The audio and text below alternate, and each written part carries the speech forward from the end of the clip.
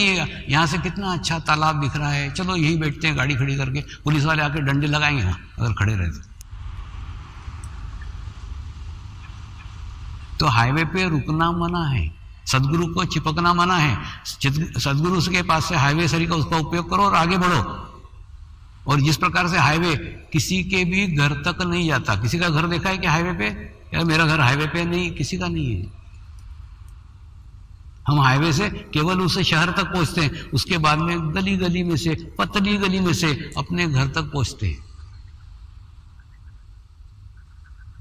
तो जीवन में भी सदगुरु एक निश्चित समय तक आपको स्पीड देगा, आपको गति देगा, एक स्थान पे पहुंचाएगा। लेकिन जीवन का अंतिम क्षण का सफर आपको आपका ही करने का है। इसलिए अपने आत्मा को ही गुरु बना लो। अपने आत्मा को इतना शुद्ध करो, इतना पवित्र करो, इतना निर्मल करो कि वो आपके अंतिम क्षण तक आपको साथ देगा।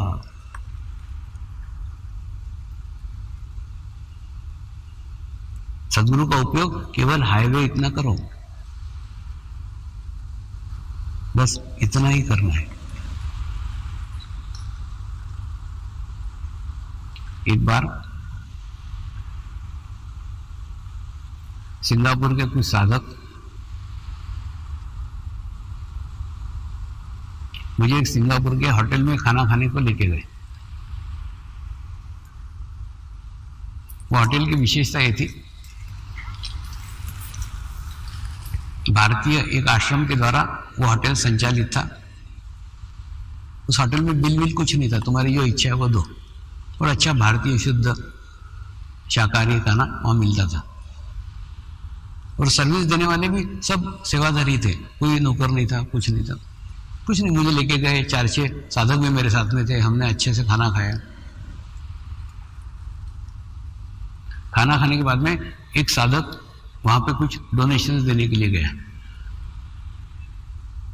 दान देने के लिए गया। वहां प्रथा क्या थी, वहां जाकर के खाना खाओ, तुमको जो इच्छा वो दो, कोई कंपलसरी नहीं कि इतना दो उतना दो, जो तुम्हारी इच्छा है वो दो।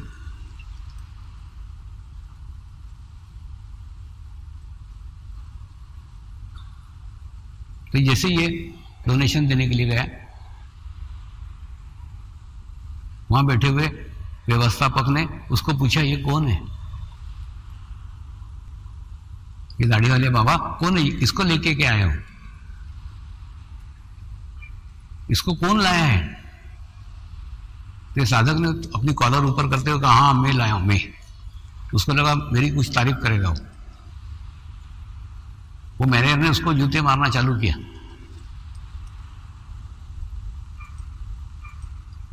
इसने कहा ये मेरे सदगुरु है, एकदम सामान्य है, ये सामान्य आदमी सरी के रहते हैं, मैं इसको लाया। तो मैंने कहा जहां तुमने सदगुरु को सामान्य समझा वहां तुम्हारी ग्रहण करने की क्षमता समाप्त हो गई। वो सदगुरु अपने आप को कितना भी सामान्य दिखाए या सामान्य समझे, तुम सामान्य समझने की गलती मत करना, क्योंकि तुम्हारी ग्रहण ग्राहकता पूरी खत्म हो जाएगी, पूर्ण समाप्त हो जाएगी। और तुम्हारे गुरु आज जीवित है, इसलिए तुमको गुरु की कदर नहीं है। मेरे गुरु जीवित नहीं है, मुझे मालूम है गुरु क्या होता है, क्योंकि उनके गुरु जीवित नहीं थे, समाधिस्थ थे। तुमको तुम्हारे गुरु के जीवन काल में जीने को मिल रहा है, इस सौभाग्य समझो।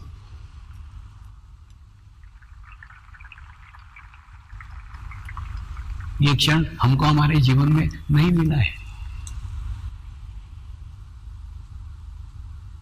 उनका एक ही कहना था, गुरु को सामान्य समझने की भूल मत करो। वो सामान्य नहीं, अद्वितीय है, उसके जैसा दूसरा कोई नहीं। कैसे मैं बताता हूं, जिस प्रकार से आपके शरीर को पैदा करने वाली एक मां है, 10 मां पैदा करती क्या? नहीं, शरीर को जन्म लेने के लिए केवल एक मां होगा। सारे स्त्रियों का आदर करो, सारे स्त्रियों का रिस्पेक्ट करो, लेकिन मां की बराबरी कोई नहीं कर सकता, क्योंकि मां मां है, बाकी सब स्त्रियां हैं, आदर है। लेकिन माँ एक है, दुनिया में एक ही माँ होती, दो माँ नहीं होती। जिस प्रकार से शरीर को जन्म देने वाली माँ एक है, ठीक बिल्कुल वैसा ही आत्मा को जन्म देने वाला सदगुरु भी एक ही है विश्व में, दो नहीं।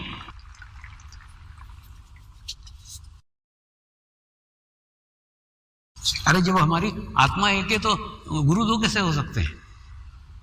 तो आप सोचो ना, सदगुरु आत्मा की मां है, उसने तुमको जन्म दिया है, तुम्हारे आत्मा को जन्म दिया है, तो वो अद्वितीय है, वो दो कैसे हो सकता है? वो एक है।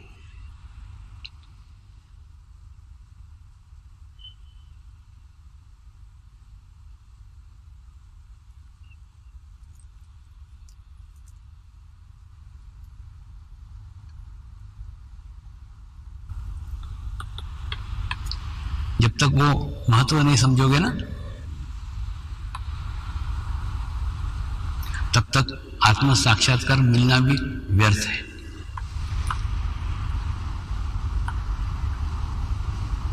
मेरे को तो मेरे गुरुदेव ने कुछ हीरे दिए हुए हैं और कार्य दिया है, जा समाज में जा, प्रत्येक व्यक्ति को एक एक हीरा ईमानदारी से बांट के वापस आ जा। मैं वही कार्य प्रत्येक व्यक्ति को एक एक हीरा दे रहा हूं। उसके बाद में वो हीरा देने के बाद में मेरा कार्य संपन्न हो गया। उस हीरे को तुम हीरा समझ के संभाल के रखो और अपने जीवन का उद्धार कर लो, या कांच का टुकड़ा समझ के फेंक दो। मेरा कार्य वहीं समाप्त हो गया जब आपको सौंप दिया तो।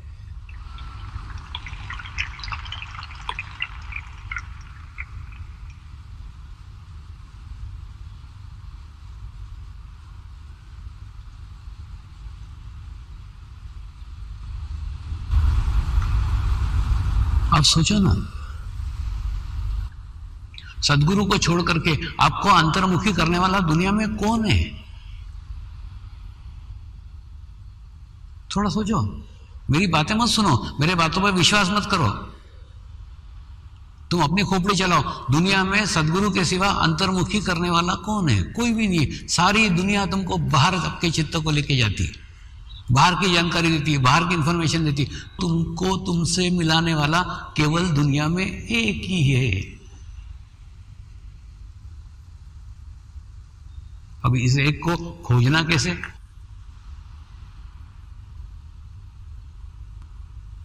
ये एक को ढूंढना कैसे? अगर आप बुद्धिवादी हैं, आप विदेशी हैं, आपके पास कोई मार्ग नहीं है, गुरु की संस्कृति नहीं है, होता है ना, विदेशों में गुरु की संस्कृति नहीं है। एक बार हुआ था, एक ग्रीस से एक प्रोफेसर आए थे, थियोसॉफिकल सोसाइटी में 3 दिन का शिविर लिया था। 3 दिन के शिविर में इतने प्रश्न मुझे पूछते थे, इतने प्रश्न पूछते थे, और जब 1-to-1 के लिए आए ना तो रोते रोते ही आए और मेरे चरणों में गिर पड़े। बोले बाबा, मैं तुमको गुरु के रूप में स्वीकार नहीं कर रहा हूं, क्या कारण है? मैंने कहा तेरा कोई दोष नहीं है, तेरे यहाँ गुरु की संस्कृति नहीं है। हमारे यहाँ हम जिसको भगवान बोलते राम, उसके भी गुरु थे। जिसको हम कृष्ण बोलते भगवान, उसके भी गुरु थे। तो हमारे यहाँ तो गुरु की परंपरा है, तुम्हारे देश में गुरु ही नहीं है। तो उसमें तेरा दोष नहीं, तेरे संस्कृति का दोष है, तेरे आसपास के वातावरण का दोष है। तो अगर आप विदेश में हो और विदेश से सुन रहे हो, तो आप ओरा का सहारा लो, आभा मंडल का सहारा लो। आजकल इतनी मशीनरी आ गई है, इतने अच्छे कैमरे आ गए, ओरा को जांचा जा सकता है, ओरा को परखा जा सकता है। ओरा को देख करके गुरु को पहचाना। तुम थोड़ी देर उस ओरा का निरीक्षण करते रहो, निरीक्षण करते रहो, निरीक्षण करते रहो, तुम्हारे अंदर एकदम महसूस हो जाएगा कि यही है जो मुझे अंतर्मुखी कर सकता है। मैं जिसको खोज रहा था, मैं जिसको ढूंढ रहा था, वो यही है। ये एक मार्ग है, ये एक रास्ता है। बुद्धिवादियों के लिए ओरा है, आभा मंडल है। और जो भावपूर्ण लोग हैं, ये भारतीय लोगों के लिए, उनके लिए शिरडी है। मैं यही नहीं, दुनिया में बोलता हूं, जीवंत गुरु के पास जाने का रास्ता समाधिस्थ गुरु के पास से जाता है।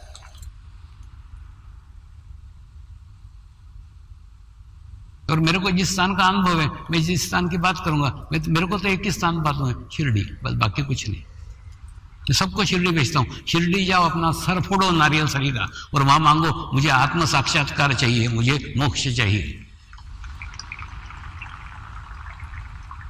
और दूसरा, अपनी औकात देखने का है ना, तो शिरडी अकेले आना, किसी का पल्लू पकड़ करके मत आना। तुम क्या करते हो मालूम है, सामूहिकता में चले आते हो, तुम्हारी औकात भी नहीं रहती शिरडी आने की, फिर भी शिरडी पहुंच जाते हो।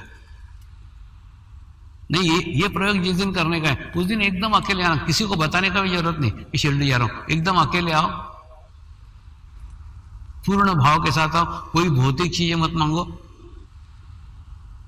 कोई सांसारिक चीजें मत मांगो, कुछ मत मांगो, और एकाग्र चित्त होकर के आओ, रुको, शांति के साथ बैठो, और वहां एक ही प्रार्थना करो, हे साईनाथ मुझे आत्म साक्षात्कार प्रदान करे, मुझे आत्म अनुभूति प्रदान करे।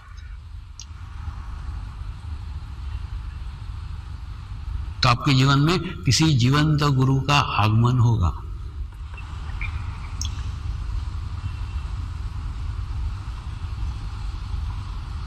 ऐसा क्यों होगा?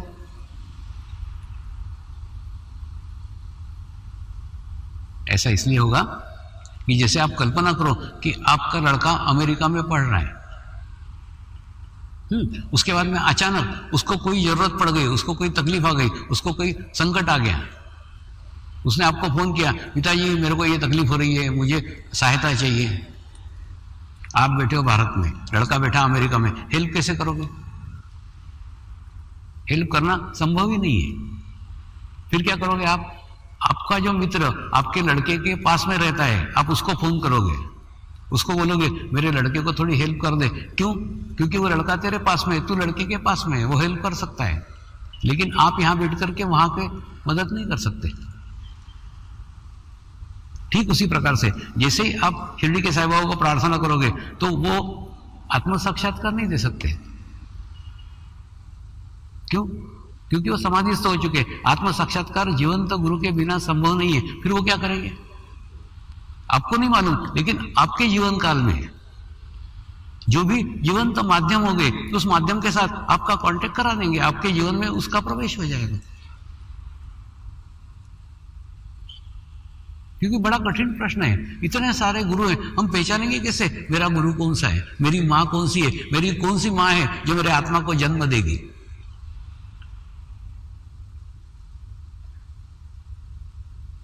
तो दो मार्ग मैंने बताए, दो रास्ते बताए। अगर बुद्धिवादी है ओरा का सहारा लो, अगर भावपूर्ण है तो शिरडी का सहारा लो। इसलिए मैंने कहा ना, शिरडी मोक्ष का द्वार है, बशर्ते तुम वहां जाके वो मांगो।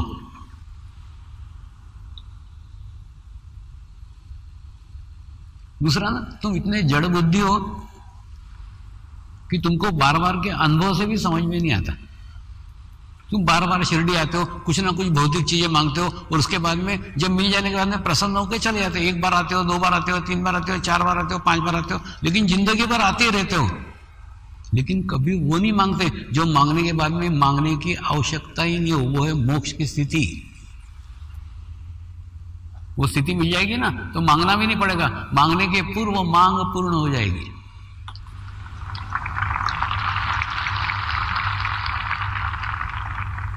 एक बार वो मांग करके देखो ना।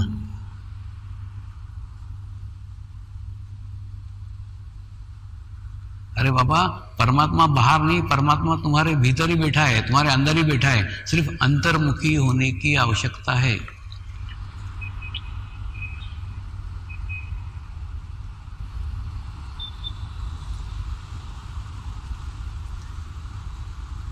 जिस प्रकार से कोई कोल्हापुर से आपको लेटर आता है तो तुरंत आप लिफाफे का स्टैम्प देख करके पहचान जाते हो कि कोल्हापुर से लेटर आया है।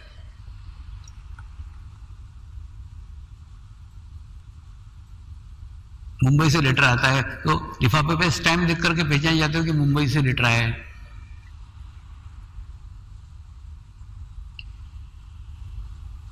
ठीक उसी प्रकार से शिवा ने मेरे ऊपर एक स्टैम्प मार दिया था।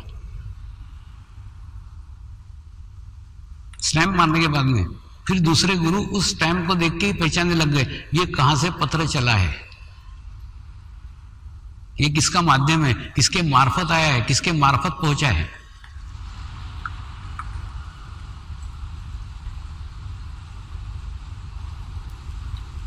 तो मेरे घर पे भी एक गुरु का आगमन हुआ था, और गुरु का आगमन होने के बाद में उसने पत्नी को कहा था, ये तेरा संसार करने के लिए नहीं आया है, इसका विश्व संसार है, इसको मुझे सौंप दे।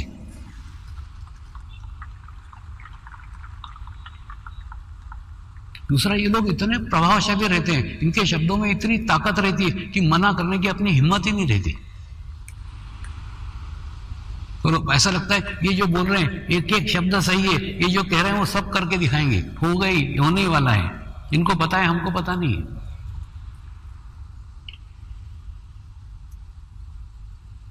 तो मैं उनके साथ जाने को तैयार हो गया,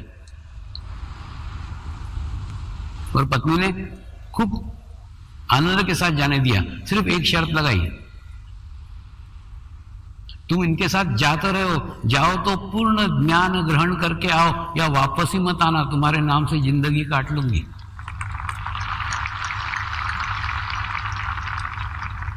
यानी घर का रास्ता कट। दूसरा, एक बहुत अच्छा डिसीजन था कि उसने खुशी से मुझे जाने दिया। अगर खुशी से नहीं जाने देती ना तो भी मैं जाता, लेकिन फिर वापस नहीं आता। कई बार खूब छोटे छोटे डिसीजन हमारे पूरे जीवन को बदल देते हैं, और उनके साथ फिर चल दिया। वो हिमालय में लेके गए, एक नदी के किनारे हम दोनों जने बैठे हुए थे, उस तरफ वो बैठे थे, इस तरफ मैं बैठा हुआ था, और गुरुदेव ने कहा, लाखों लोग तेरे दर्शन को तरसेंगे, एक दिन ऐसा आने वाला है। और मैंने उनका मजाक उड़ाया, मैंने बोला यहां तो कोई कुत्ता भी नहीं है। बोले तुम हंस, लेकिन एक दिन ऐसा आएगा, और यह ऐसा जिस दिन आएगा उस दिन तेरे जीवन में मैं नहीं रहूंगा। और मैं मूर्ख उनको समझ नहीं पाया। मैं कहता हूं ना, गुरु बोलता है अपने स्तर के ऊपर से, शिष्य सुनता है अपने स्तर के ऊपर से, दोनों के बीच में जीवन काल का अंतर रहता है।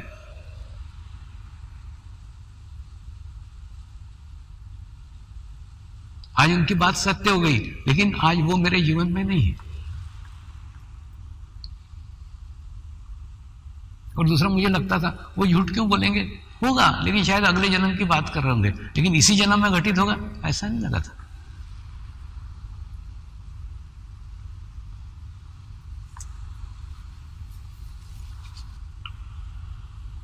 उसके बाद में उनके पास जो कुछ था वो सब कुछ दिया, और जब वापस उनसे उन्होंने विदा किया ना,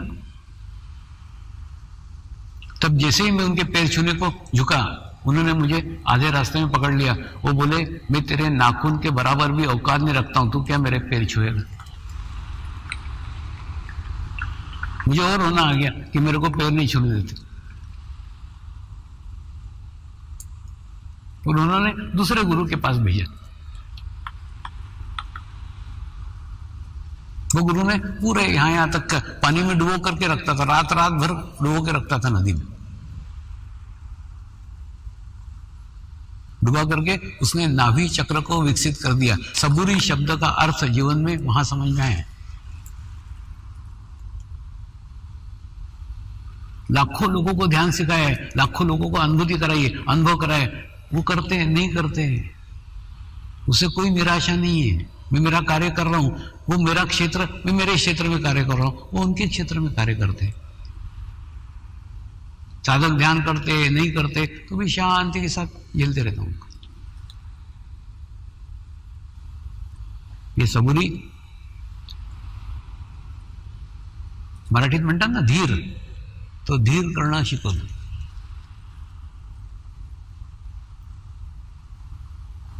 उसके बाद में जैसे ही समाज में आता था, 6 महीने समाज में आता था, लोगों को ध्यान सिखाता था, मेडिटेशन सिखाता था, फिर मेरे को लगता था मेरे में अहंकार आ गया, फिर मैं हिमालय में चला जाता था। ऐसा सालों तक चला। कुछ जैन गुरुओं के सानिध्य में रहा, अहंकार पे नियंत्रण कैसे करना चाहिए, अहंकार को पहचानना कैसे चाहिए। देखो एक आपको बताता हूं, आप कोई भी कर्म करो, कोई भी कार्य करो, वो कार्य करोगे ना तो राइट साइड में जाओगे ही, वो राइट साइड में जाओगे तो अहंकार आएगा ही।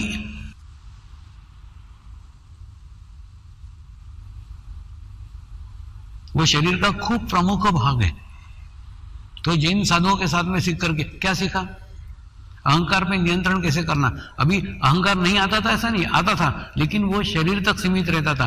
वो अहंकार के कारण शरीर में तकलीफ होती थी, शरीर में गर्मी बढ़ती थी, शरीर में जलन होती थी, लेकिन चित्त तक नहीं आता था, चित्त को दूषित नहीं करता था।